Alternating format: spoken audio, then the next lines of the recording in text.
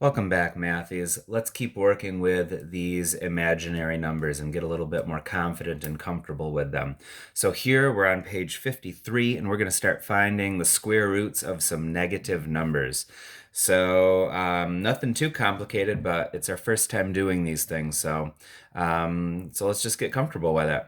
All right, square root of negative 49. If there's a negative square root, the first thing I do mentally is I just like, all right, I'll get rid of that and put an I out here. I know that the square root of 49 is 7, but it's actually plus or minus 7. Plus or minus 7.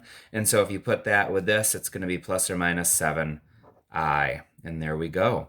Let's go on with number 2. So again, if I see a negative in a square root, I pull an I out. Square root of 4 would be plus or minus 2. So the final answer will be plus or minus 2, imaginary. All right, square root of negative 45. All right, let's pull the I out like that. Now the square root of 45 is not going to be like a whole number. So let's break that down a little bit.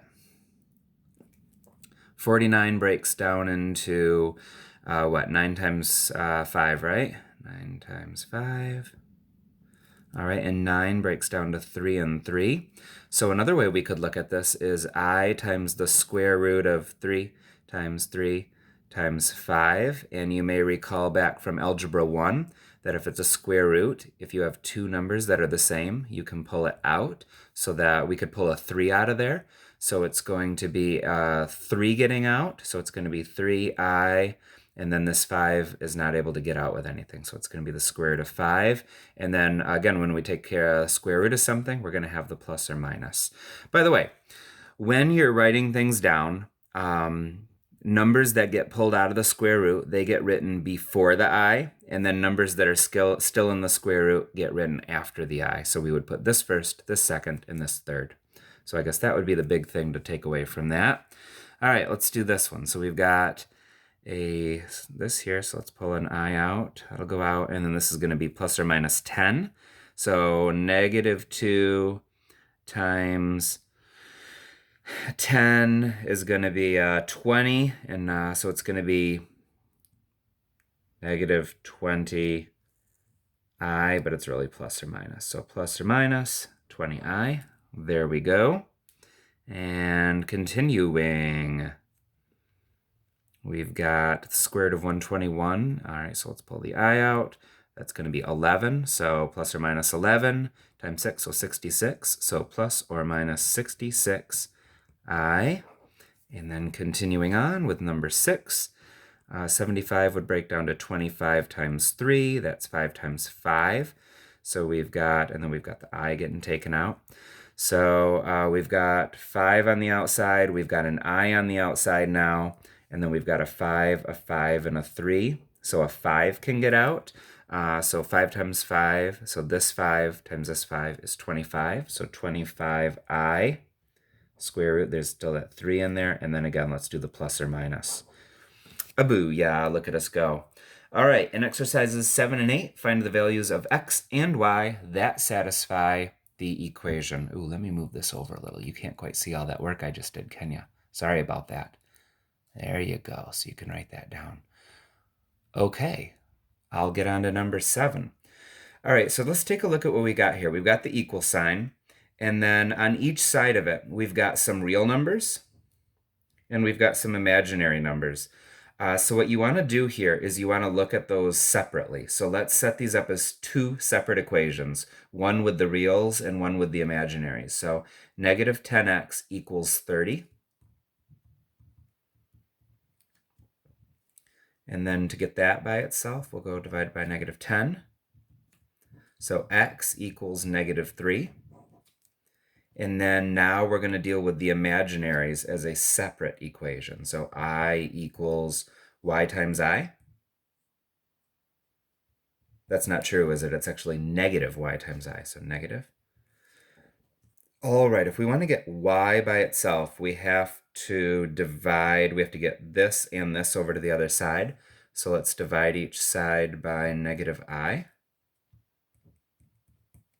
So Now we've got y on one side.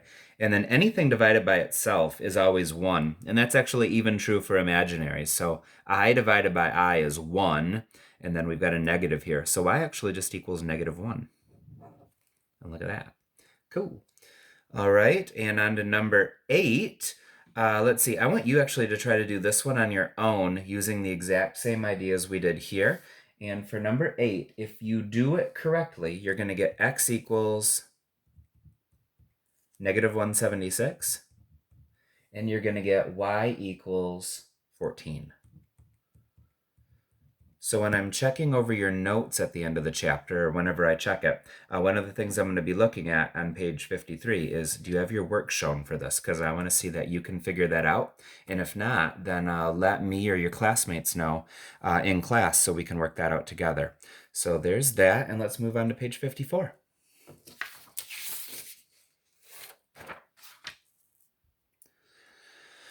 All right, so now we're going to be either adding, subtracting, or multiplying imaginary numbers. So what you need to know about that is that, again, we want to look at the real numbers and the imaginary numbers separately. So here I'm looking, this is a real number, this is an imaginary number, this is a real number, this is an imaginary number.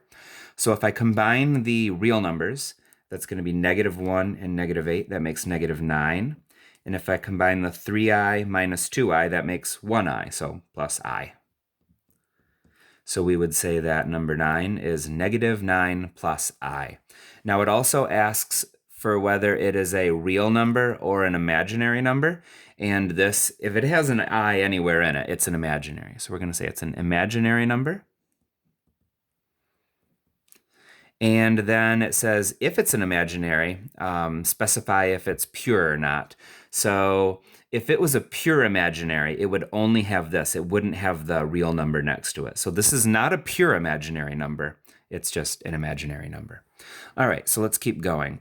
Now in this one, we've got a minus sign in between here. So what you need to remember is that this minus sign is getting distributed to both of these. So before I start, I'm actually going to rewrite this. In this 12, I'm going to rewrite as a -12. And this 24i, because it's getting distributed with this minus sign, it's actually -24i. So now I'm going to get rid of this. Okay, so it's going to be easier to look at it this way. Okay, so we've got 36 minus 12, that makes 24. And we've got -3i and -24i, so that's -27i. Notice that in both of these, you write the real number first and then the imaginary. So real number goes first, then the imaginary. And if it has an imaginary number anywhere in it, it's an imaginary number, so it's imaginary. And because there's a real number attached to it, it's not a pure imaginary number. It's just imaginary. All right, let's keep moving. This is a plus sign, so we don't have to change the signs here. So 16 and -16 makes 0. I and -8i makes -7i.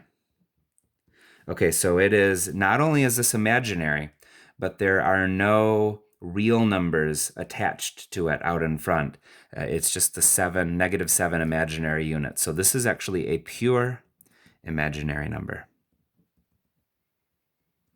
All right, next one. So we've got a minus sign here. So again, we need to change the signs of these. So this -6 will become +6, because a negative and a negative makes a positive. And this -6i will become a +6i. So now we can get rid of these, and now we can get back to work. So -5 and 6, so like 6 minus 5 is 1. 6i minus 5i is 1i, so just plus I. And yes, it's imaginary. No, it's not pure, so it's just imaginary. Look at us go. All right, number 13. All right, so now we're multiplying imaginaries. When you multiply imaginaries that are in factors like this, you actually want to go back to a technique you learned back in Algebra 1. It works the same way with real numbers. So here we go. We're going to put a -1 plus a 9i here. And we're going to put a 15 and a -i right here. And before we move any further along in this problem, we are actually going to take our very next super important note. I want you to turn back in your student journal to page 50. And by the imaginary numbers, what I want you to do is I want you to write that I squared equals -1. And then I want you to put a box around it. And then I want you to put stars around it, maybe a couple balloons, because it's just that important and you're not going to want to forget that. And you're going to want to be able to look back at that. So I squared equals -1. Very important. Back to number 13. All right. -1 times 15 is -15. 15 times 9. What is 15 times 9? 135. So 135i. And then a negative times a negative is a positive. So 1i. So it's just I. All right. And now we've got, okay, let's be careful here. We've got a 9i times -i. So this is going to be -1 times, so -9. And then I times I is I squared. But here we go. What is I squared? Oh yeah, I squared is the same thing as -1. So since we've got an I squared right here, this part here turns into -1. So it's not actually -9i squared. It's actually -9 times -1. And -9 times -1 is just 9. So in this one, the i's just went away, and you just have the number 9. So to finish up this problem, we need to combine like terms. We have -15 and 9. That makes -6. And we have 135 i's and one more. So we have also 136 imaginary numbers. All right, and then going back to this, is it imaginary? Yes. Is it a pure imaginary number? No, because there's this -6, so it's just an imaginary number. Oh, yeah. Okay, so number 14, we're going to do the same thing. We're going to make one of those boxes.